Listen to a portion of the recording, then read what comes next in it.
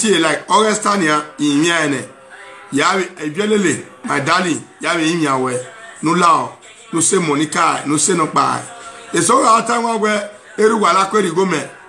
Eruwalakwe Brabi when you say Monica.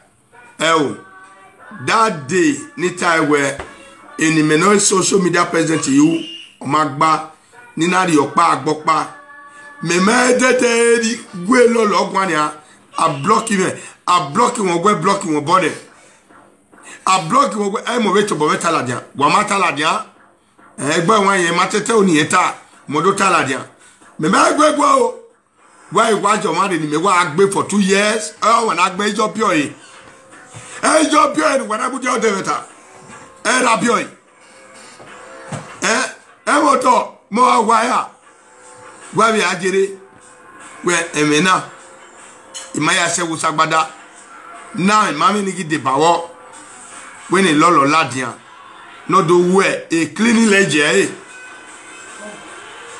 no working me like no do we cleaning leje Monica cleaning leje de ba ati omo nai ye wo ma we o ika itodi ne wa we kagu we agbo we wa agbon wa ogi me mi artista ne sina ogu wani kai irewa so egino tata do we clean lady we do we awu mai cafe ni ge yeye ma awu kama mi ane we ewe saga bibi egino tata otinye no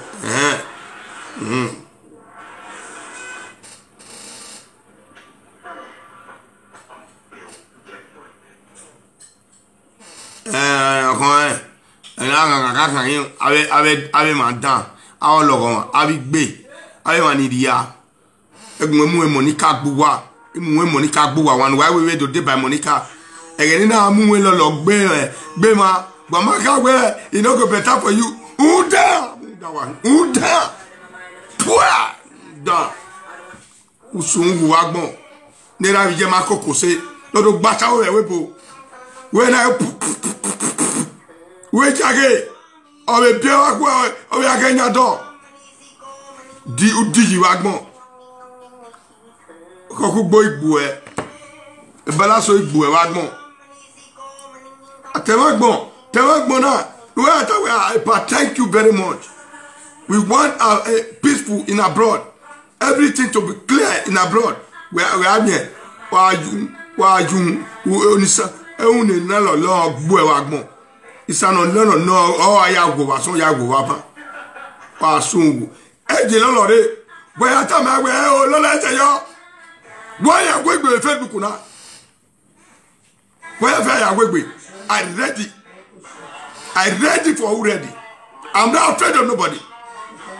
No we afraid of here tell me I came here all hat ready ni are go. I'm ready for whoever challenge. Oh, money. Me ma take go la dia we na do ka we have the ball. I got body make Monica we ha la dia do chebo. Igwe na wo kie, na we na wo ari wa. That is the truth. But won la dia nania. Then ma ye gwa lo. E lo ma we Monica la dia ya la dia. Lolo said it. Where I get video and wa gwa la dia. Oh, we Monica ka we have the ball ya we be. Abi wo ma bi o. We about one other time we pass a head agbe tare agigba oyo owe ni igba wa oyo owe ni we ke no la ladian o ladian enwe wona ladian so it is a public announcement we have me on it no go sun ato no go sun I stand for the truth. I'm a middleman, neutral man. Stand for the truth and not for the truth. Wala jando chebo me ibe mo nume ibe chebo nwe wala jando ro yo teme ibe la jembe ro yo we saga keli saga oswone we webo aigbo wa yo wa wo e mo nu se me adi with we wa egbe ni me atewe wu na ye maso ban wa ya pe ni wa ye ni wa bi bank a bank account me I wa mi address wa I ma wa bi address wa with bank do wo man na wa address wa ya pay me wa collect. My lawyer have your address, everybody. I have it here. Ima waya calculate waya fe forget igoni. Goma wade address yo.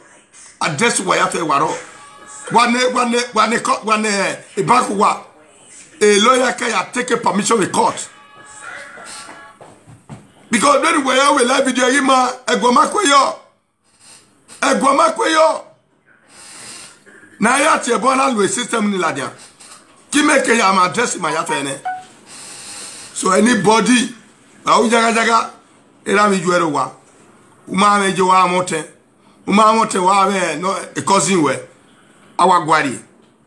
I gwari we don't we na tama we okay. Igi che bonona. Yegwe wone wase a.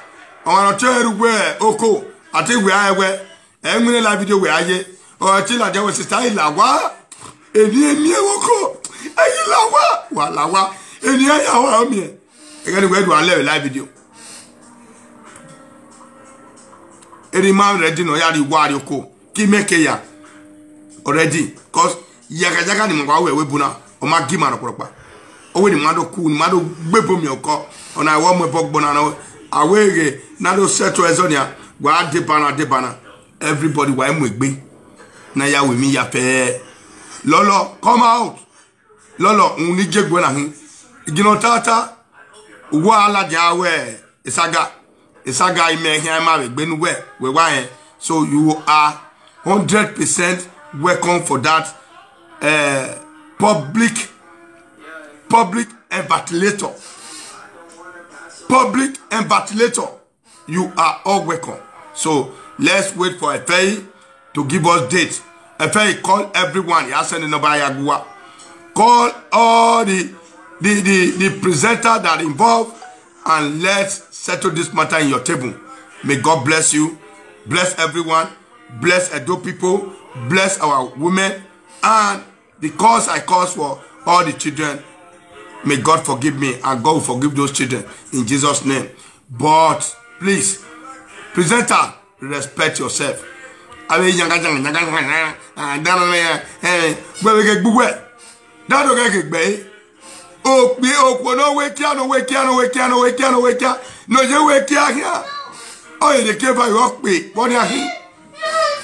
who is that person? What do we want? What time do we get? On a ma blabi me, on ma blabi me ni fiawu. Yela bi jema o. No kai wu nije yo boy mu me soto. On a ma blabi me. I just want to stay neutral. Igele wa gbe na ne. E lolo. Wari na na igbina ni me gbina no we. Me ma gbina no ma be there. Be ni are live video. We go no pay me a. We million ka me a. Ma me million ka me. I hate oppression. Or say, may I angry where we jigger slow ponzi or where we king. I will not go there. I will not go there. Now, since you give Giovanni, why ya pay Kisadi with Yao, wa mwenzo yuto, why ya muja middle, na buezona, why ya pay de bavena buezona, aga buezona, wa go be, ma iwe sagao. Ma wa iwe saga. Ma be wana mu kesi gima ma saga leste. Ma saga baje. Ma wa iwe saga because one like saga ne. Wa mana me saga e Facebook ni eton e yere. So that is it. Ma wa iwe saga. Wa ma Enogie. E saga. E wa oye na mi abiye bi saga. E kene saga ye gwa lo hina we e Facebook. E die wa che ye from Victor ye. From Victor e demagbe ma we saga ye bi almost to target a program of Pano or a target of Mubo or the one even a Bioho or a Mwene Ewe. Those are the people not specialized here. Sagalistic. Are they ready? When I are working here, I have a pado settle. Now you know. Wago Guan, Eguayo, Evenota, all the Ogbow, Omagbow, where we talk where. Organ where do I control now? Sagani I will best when why my tonane. So for me, not be a two-faced man, when I say two-faced man. They think that were Monica, you go many yard about. or a lot of carrigo when it was one alone on the outer way a palma in Marigone pa one day. In Marigone pa, but out here with bed day, something like that. Here with bed day, when I have with bed that we could now, but so we happy, man. So say yo, man, no say so say yo, so they be happy, man. Again, here with bed day, Monica can be happy, man. Again, here with bed day on animal, Monica na be cool. Lord, now we go when pa. I celebrate your birthday. Even when I get Rita, I celebrate your birthday. When I get Princess Hero, Abi, Princess Hero, I celebrate your birthday. In your back, Degi. When you are when I turn up, you know, Tata, where you go give me up. Not power, you go give me up. Money day, but in Igualo, I could bear there, Utewe Bona, and my affair your way. One over there could bear at all. Ogun agbe bono bela ogbe bono bije. If no die so ya high. Any presenter no win a cook begaro. If ogbe bono bela ogbe bono bije. Everybody let's go. Let's carry our load. Wow, with the bell in this one saga. Lolo, una wukoyo or gino tata when I wukoyo, gino tata. Lolo. Yeah, why are you pretty found?